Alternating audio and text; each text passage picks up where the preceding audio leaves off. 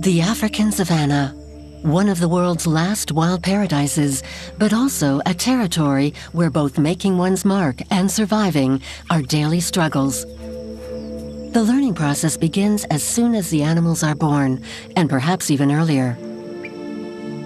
In its mother's womb, this baby elephant can already perceive sounds that provide information about the world it will be born into.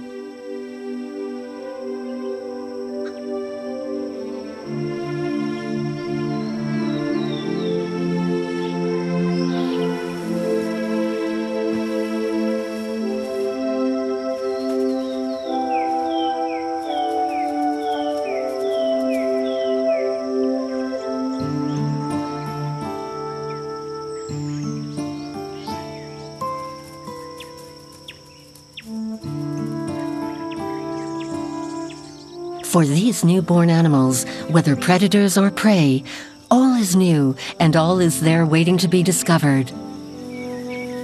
Each animal must become acquainted with nature, with its own body, and with other animals.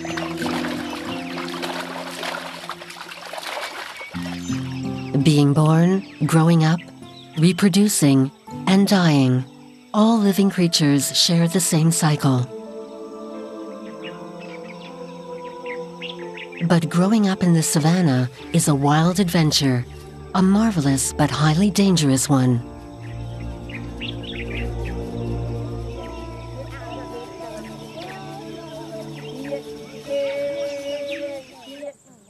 These East African plains are also the land of the Maasai. As nomadic cattle breeders, they have a great deal of respect for the wild animals they come across on a daily basis in the savannah.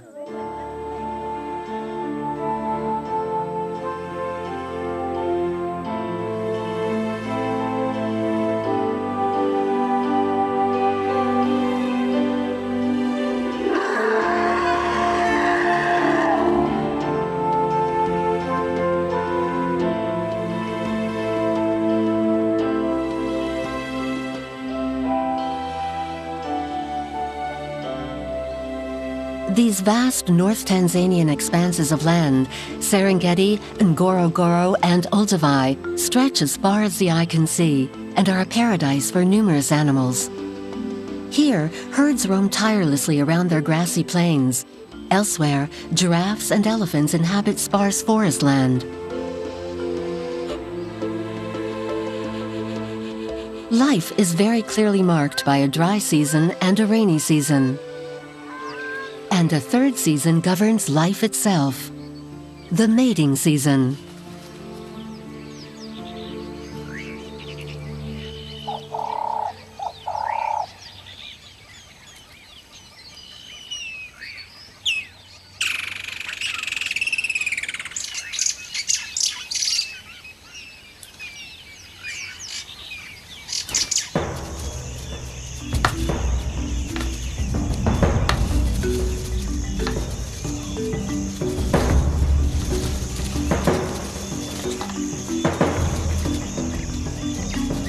Among the gazelles, as among many other mammals in the savannah, duels, which are grueling but rarely deadly, decide between males.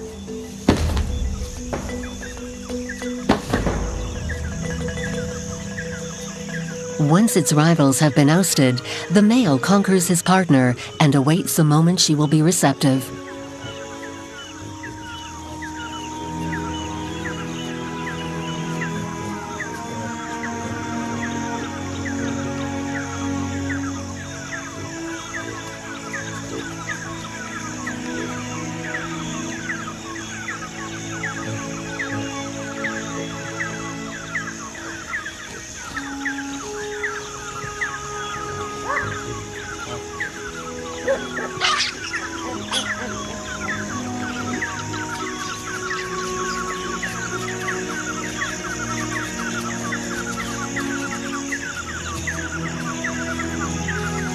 Once mating has been consummated, depending on the species, the couples may either go their separate ways or remain together for several years. In baboon society, things are a little less straightforward. The dominant male has several females under his control and at his disposal.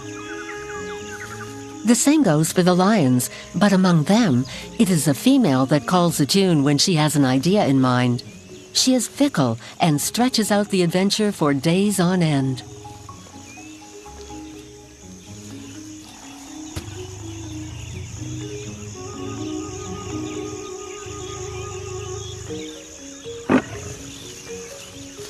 "30 matings a day throughout the time she is in heat.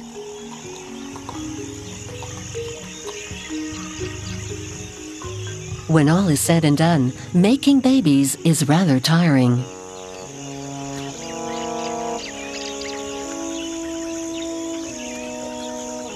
The next generation is on its way.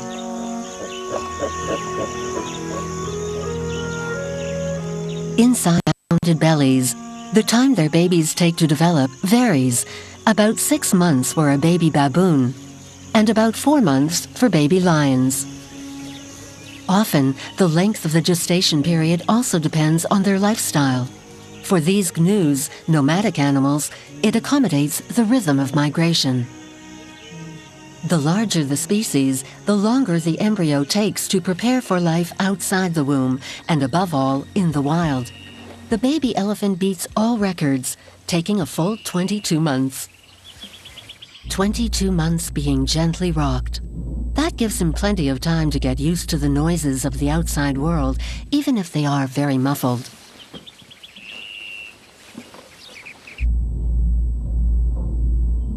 Certain elephant actions are perhaps already imprinted on this newly formed little brain, like the regular beating of their ears, which lowers their body temperature.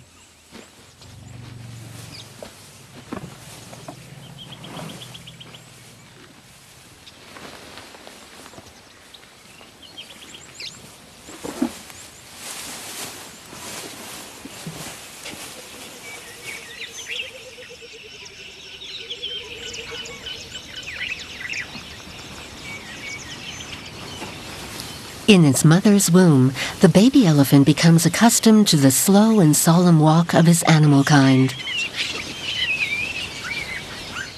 And well before he actually sees them, he discovers his noisiest neighbors via sound. By the time the elephant is born, it will not be afraid of their incessant screeching.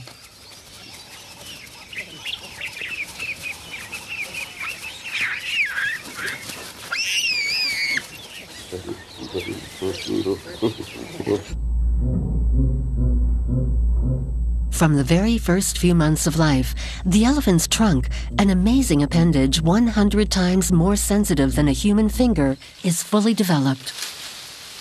The young elephant will take over a year to master its many uses, picking up food, stroking, communicating, squirting themselves with water, making sure they can be heard, and sensing danger from afar. For the time being, no danger can come to him, but once he sees the light of day, he will be more vulnerable than the rest of his herd.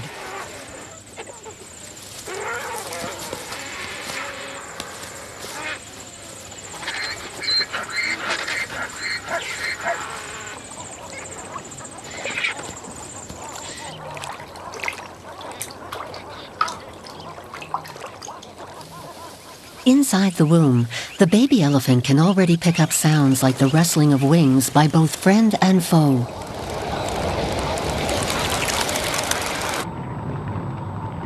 What its mother feels, it feels too, like an echo.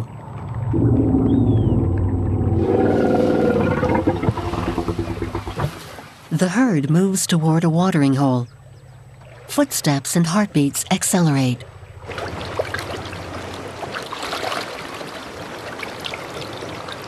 Not only does it pick up on its mother's elation, it also perceives the infrasounds the members of its herd exchange in their own secret language.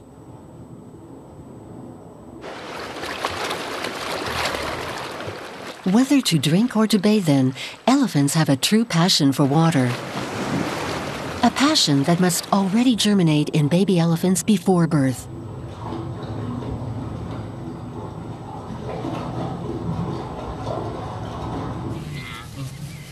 Water is vital for gnus too, but the main aim of their constant roaming is to find grass.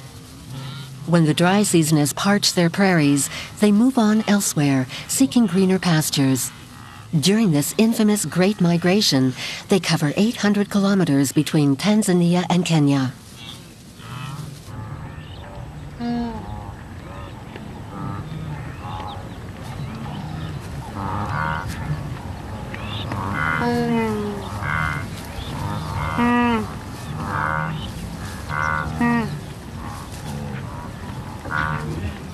Among these transhuman herds, births are virtually synchronized. Gnus possess the astonishing unique capacity to defer giving birth by several hours if predators are prowling nearby.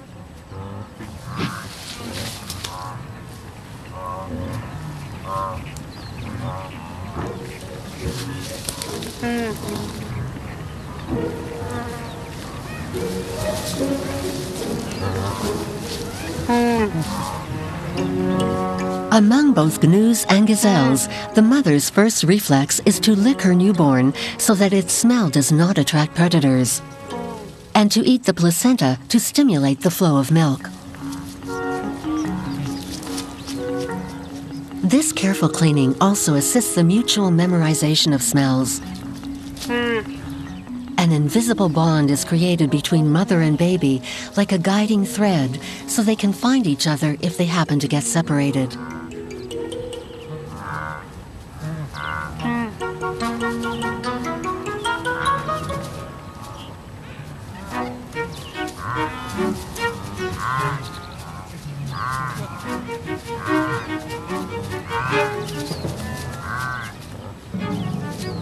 Six to 8,000 baby gnus are born every day. Each newborn is required to perform a snappy little number as soon as it's born. Learn to stand on their legs in 5 minutes flat.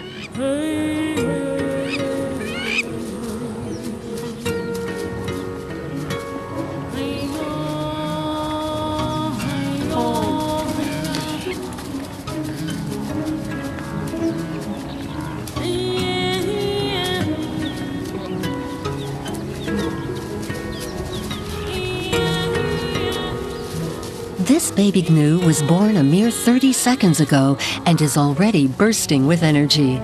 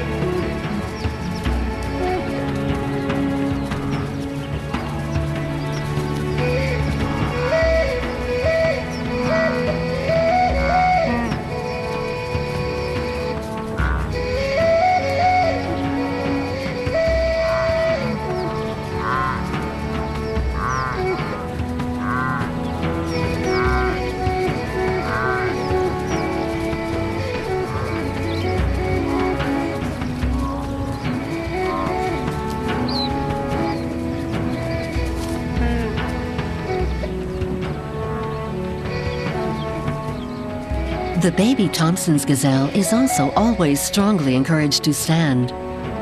Its mother knows it's her newborn's only chance of survival.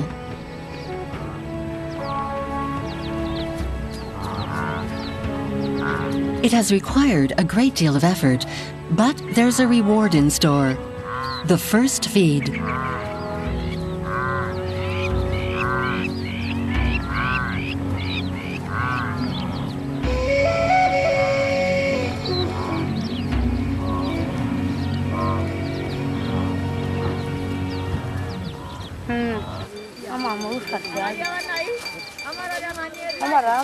For the Maasai who share this magnificent territory with the wild animals, rearing animals is a vital activity, as they refuse to eat wild animals or cultivate the earth. They drink the milk of their animals, and less frequently their blood, which they collect without killing them, slitting a vein. A Maasai legend states that their cattle fell to them from the sky.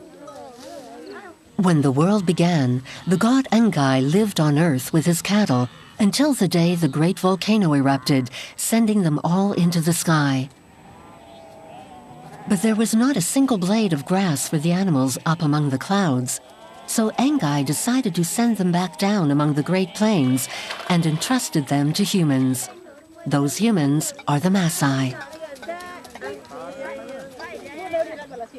Maasai warriors are put in charge of a small herd from a very young age.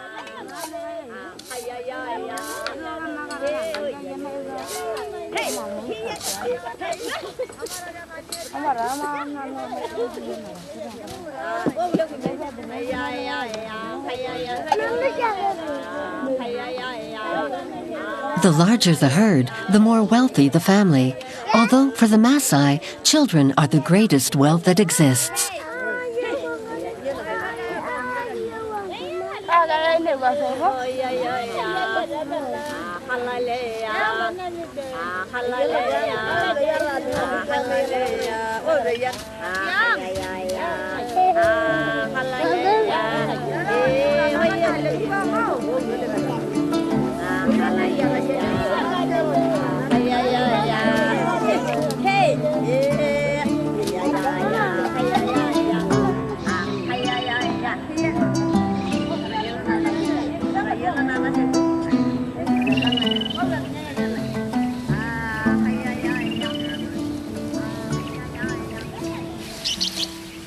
The 22 months of gestation are over, and the baby elephant has entered the real world, which it will now start to discover.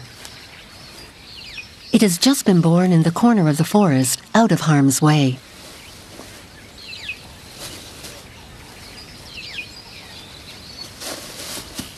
Another female from the herd has stayed behind to help the mother.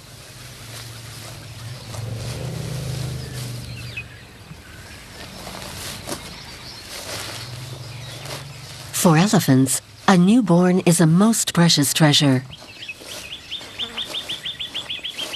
Females give birth only once every 4 years.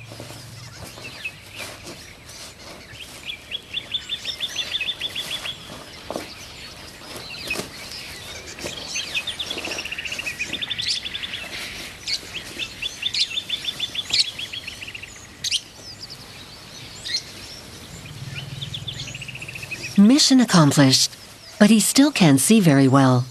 It will take him a few minutes to make out his environment, and above all, to find his mother's teats.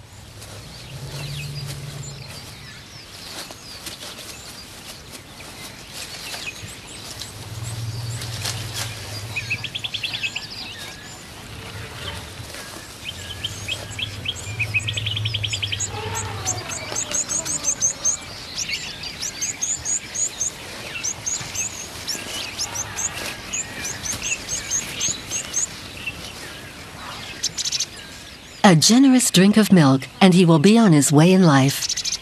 This is where the long stay in his mother's womb comes into its own. Over the last few months, he's developed his motor skills moving around in it just to acquire the necessary strength to get up and feed. For 5 months, he will feed exclusively off his mother's milk, but at least 10 liters a day of it.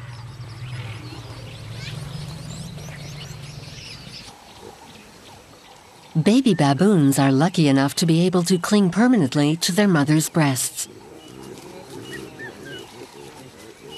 Her adorable baby is so fragile, she doesn't let go of it during the early months.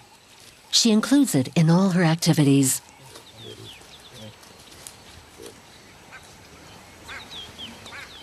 This young baboon's family is one big community comprising anywhere between 15 and 150 animals that are organized into complex social hierarchies and alliances.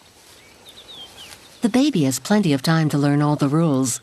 What it will realize very early on is that everyone loves it, its mother of course, but also the single females that would like to have a baby themselves, the males that want to attract its mother, and others that will gently take him hostage in the event of a conflict.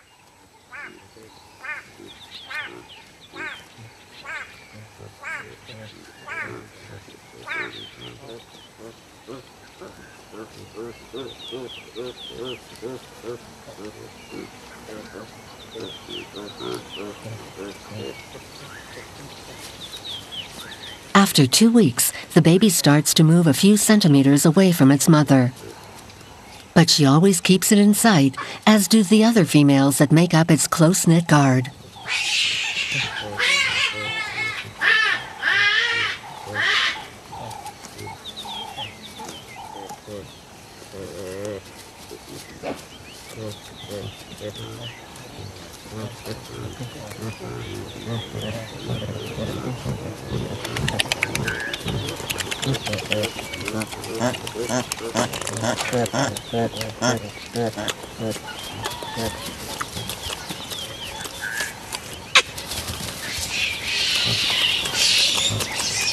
For the time being, playing with the older baboons is out of the question.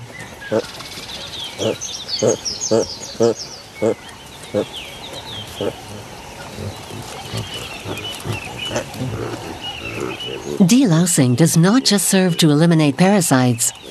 It also creates bonds of friendship and can portray the baboon in a good light. It is a veritable form of currency. A delousing session can be traded against food or help in a quarrel. There's so much to learn. But for the first 3 months, all the baby baboon needs to do is observe. It is the very best introduction to life. The newborn and its mother, an inseparable duo among all mammals of the savannah. The baby must drink as often as possible, and its mother must watch over it at all times.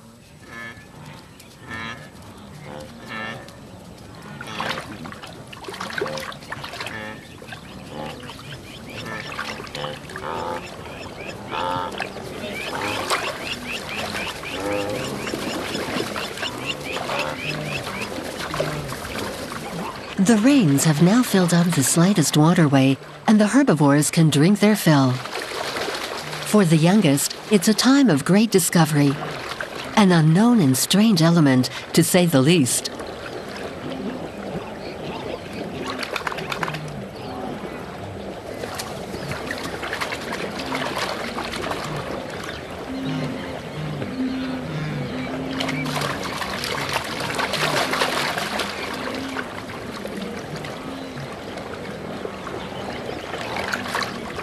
But all things considered, this baby gnu prefers its mother's milk. In the birthing period, nearly half of all young gnus fall prey to lions, hyenas, and leopards. That is why they must quickly learn to run and jump, acrobatics that could wrong-foot potential predators.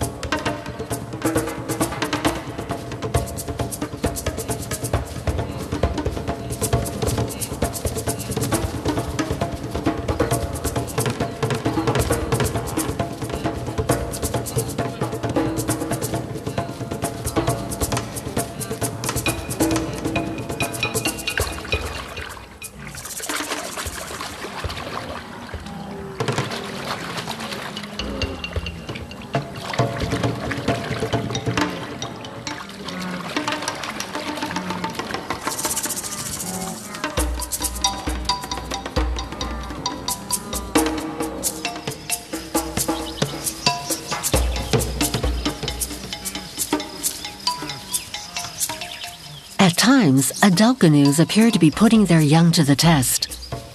These young animals must acquire the reflex to run as fast as they can.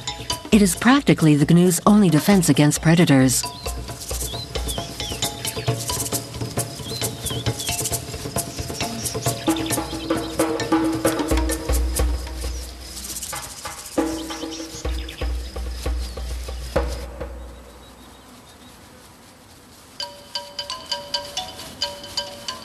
For the very same reason, the elegant Thompson's gazelle practices running at breakneck speed.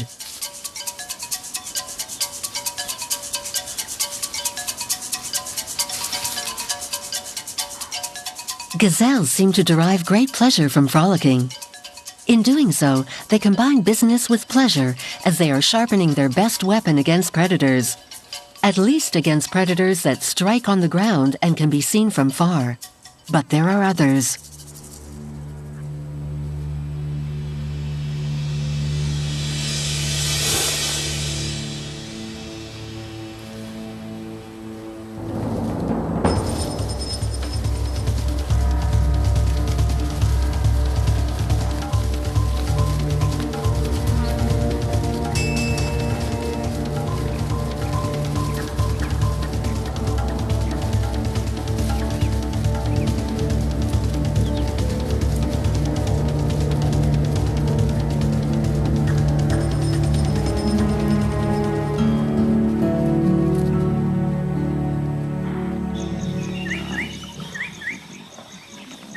What are the first stirrings of life like among the hunters?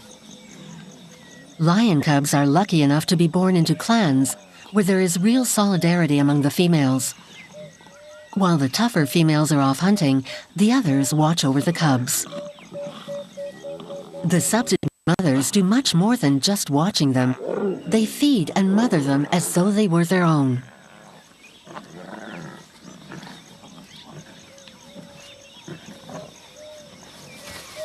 But as soon as their real mother returns from hunting, she steps back into her role without a minute to spare.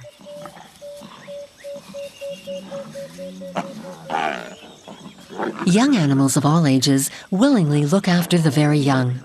Their games may seem commonplace, but they prefigure future fights and develop the future hunter's motor skills and dexterity.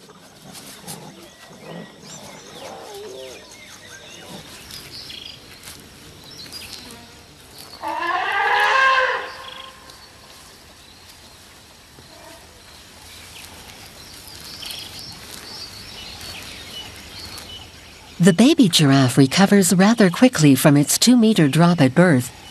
And thanks to frequent feeding, it grows 23 centimeters a week during the first month of its life.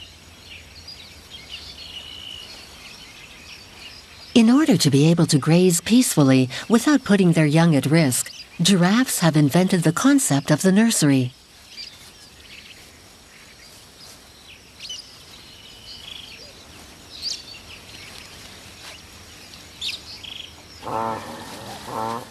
As for the young zebras, they're constantly surrounded by several adults, even when moving around.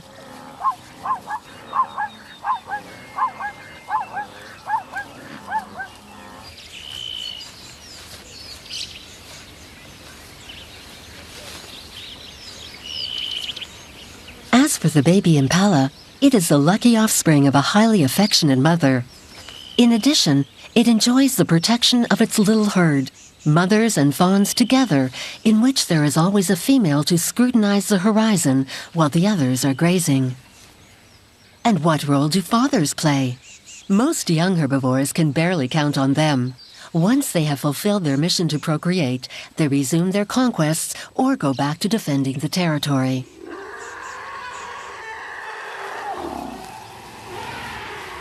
The baby elephant we saw at birth has already learned a great deal.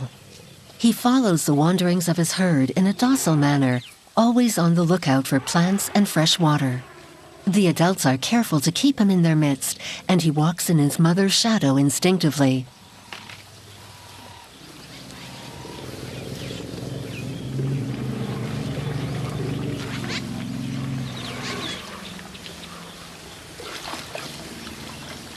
But belonging to a giant species does not mean they have no weak points. Elephants have very delicate skin on account of its many folds, and these favor parasites. In addition, being sensitive to the sun's rays, their skin needs frequent care, a habit the baby elephant will acquire. With mud baths, for example.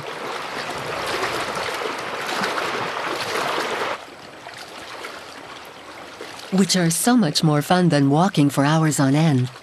And they don't even need to be shown how to do them.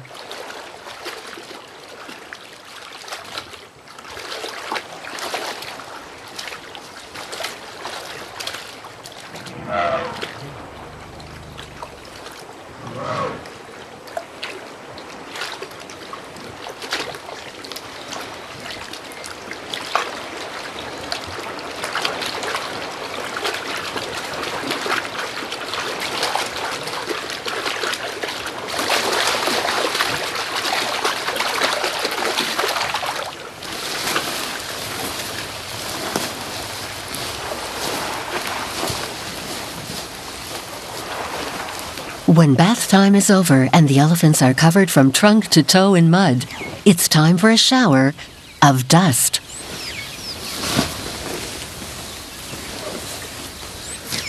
The mixture of mud and dust forms a shell when it dries, destroying parasites and preventing their hides from burning in the sun.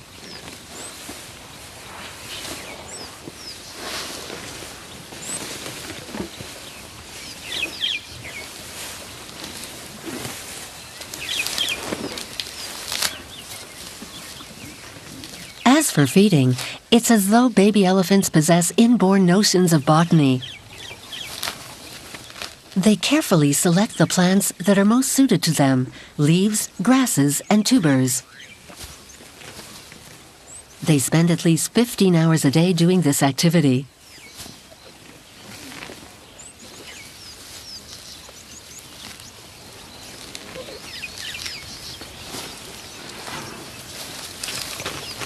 By copying the older elephants, the young elephant will learn to differentiate between good and bad grasses.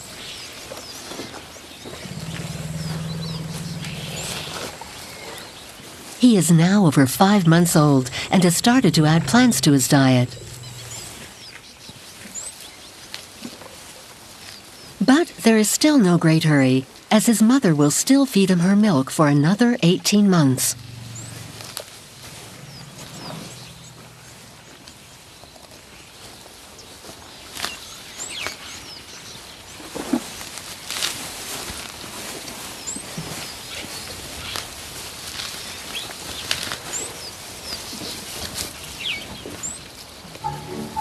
Once the extremely fragile period following its birth is over, the young elephant, like the lion cub, the young baboon, and other animals, starts getting to grips with its body.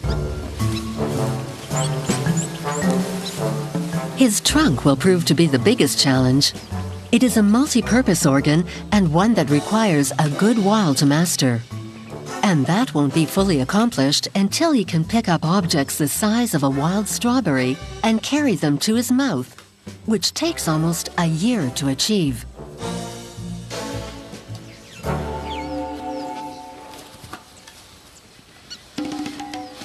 Everything is new, novel, and provides plenty of opportunity for learning. Mastering the simplest of games translates into another step towards independence.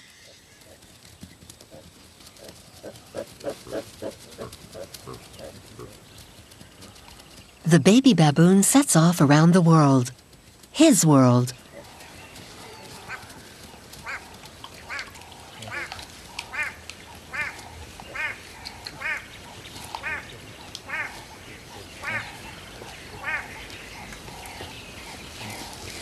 He starts to discover all aspects of it, always on board his favorite vehicle.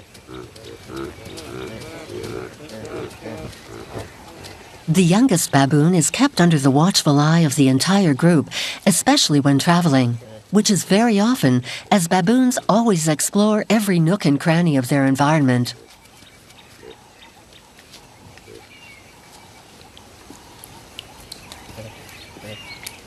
The baboon's natural curiosity is the perfect learning tool.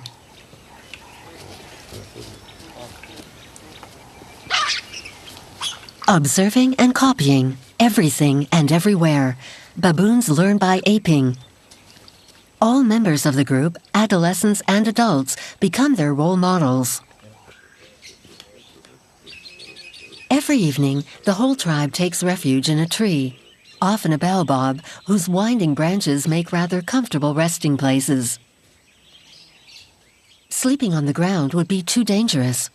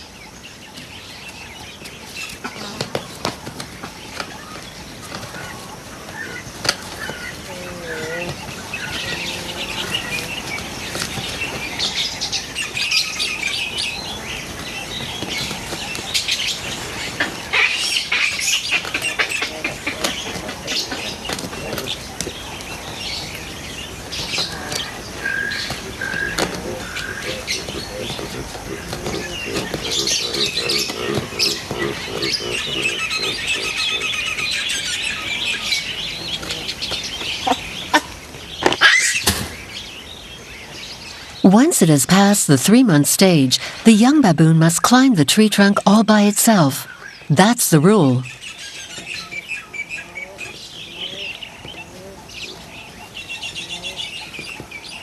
Climbing up all by themselves, very quickly and very high, is a key milestone, and it's a skill that could one day save their lives.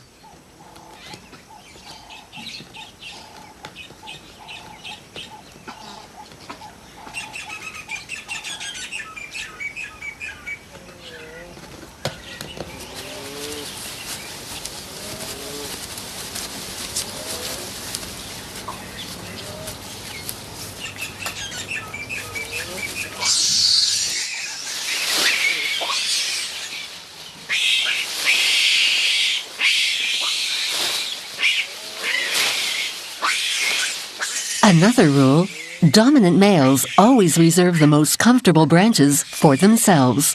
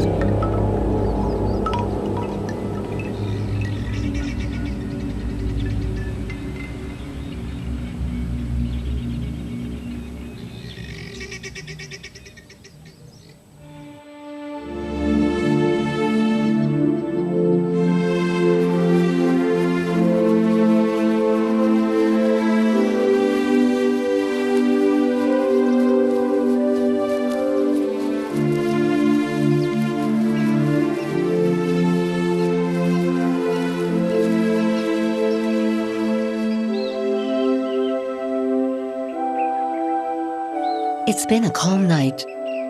The troop will soon be on the move again.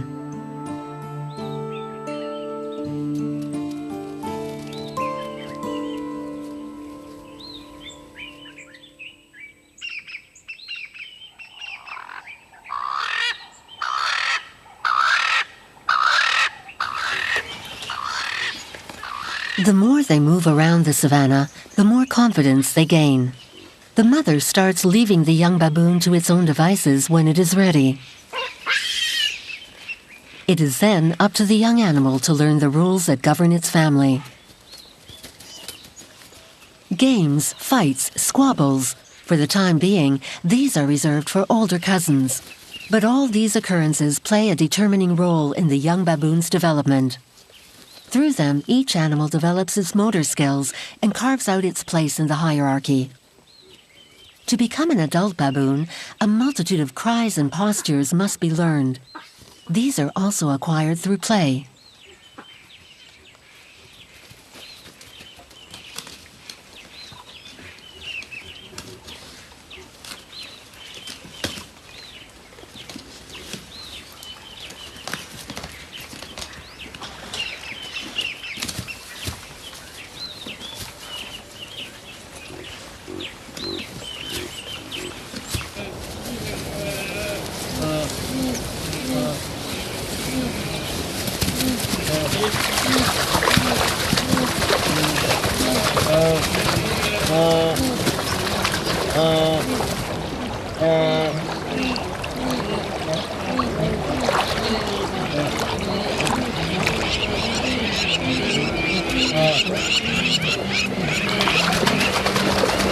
The young herbivores have now acquired all the skills they need to flee an attack.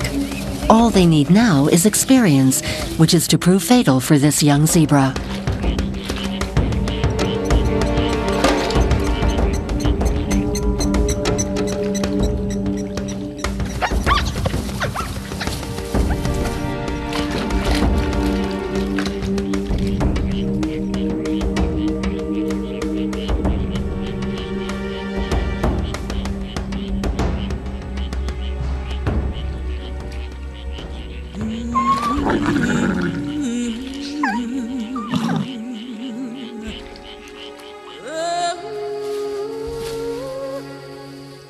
group of spotted hyenas can attack a gnu, even an adult one. This female, who was busy looking after her young, was taken by surprise and didn't have time to flee.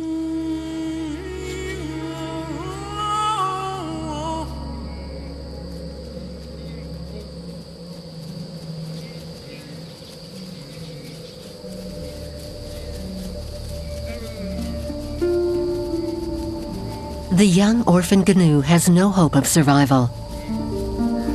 Only his mother knew his smell. For the rest of the herd, he no longer exists. No other female will take charge of him.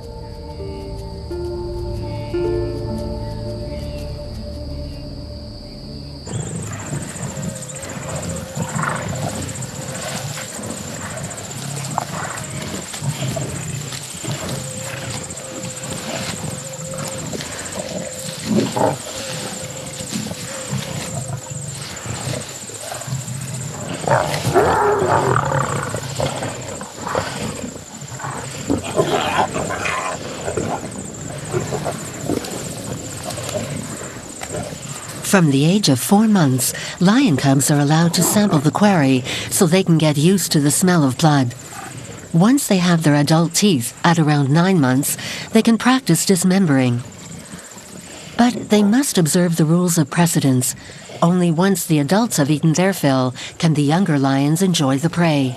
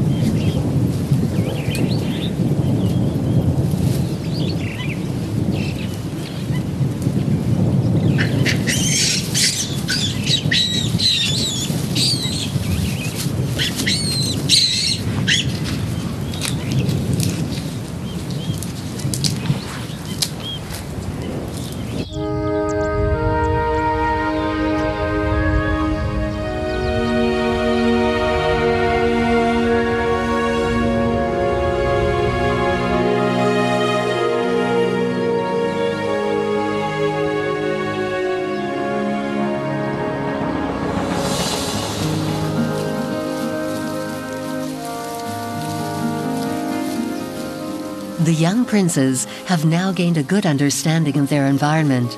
But they still do not know where nor how to get food. Baboons often travel great distances to find the right delicacy.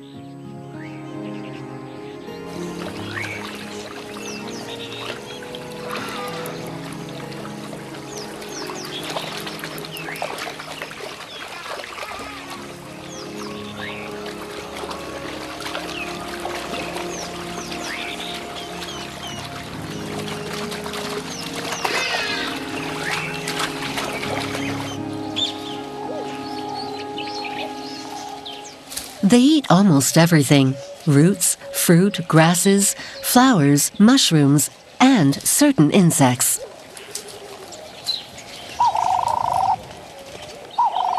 Certain foods might look appealing, but are not necessarily edible. How to go about sorting it? Once again, by observing the older baboons and copying them.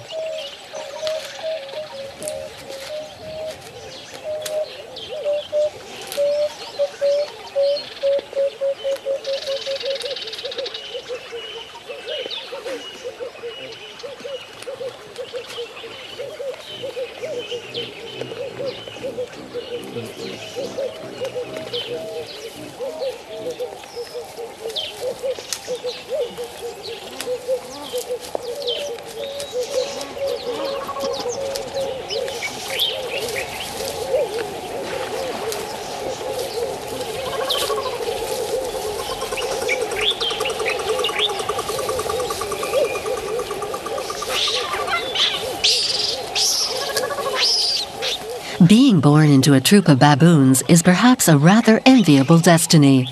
They are pampered, taken on rides, have a devoted mother, a whole family to look after them, and lots of cousins to play with.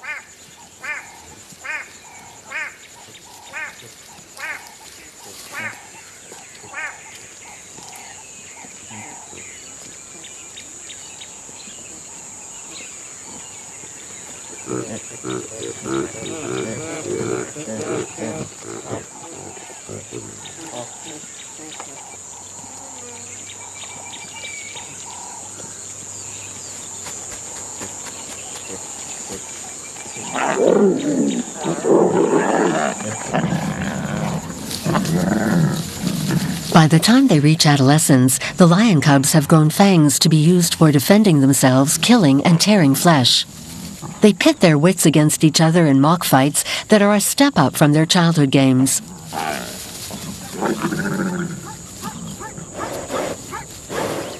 The same goes for zebras. Zebra mares fight over the place of dominant female, and zebra males over that of stallion. A zeal of zebras needs its chiefs.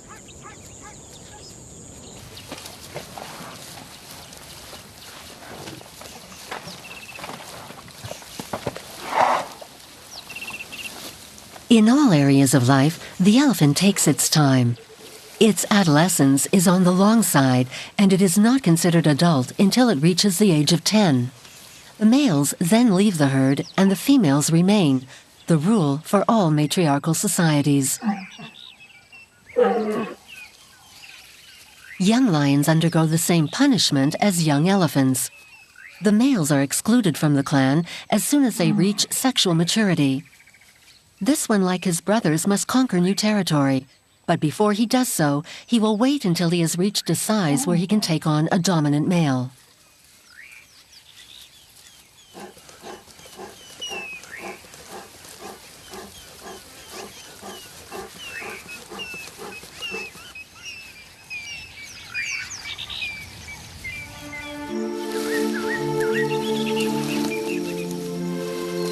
At the bottom of patience, one finds heaven, says one African proverb. All the young animals who have been lucky enough to escape danger and who have had the physical strength to progress have finally earned their place in the savannah.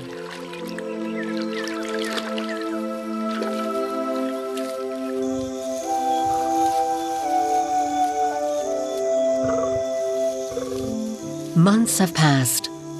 The young lion now has all the attributes of a grown male. The mating season comes round once again, and like their fathers and ancestors, they must now ensure their descent. All the young that were born here a few months or years ago have now grown up and have learned to live with the single aim of perpetuating their species.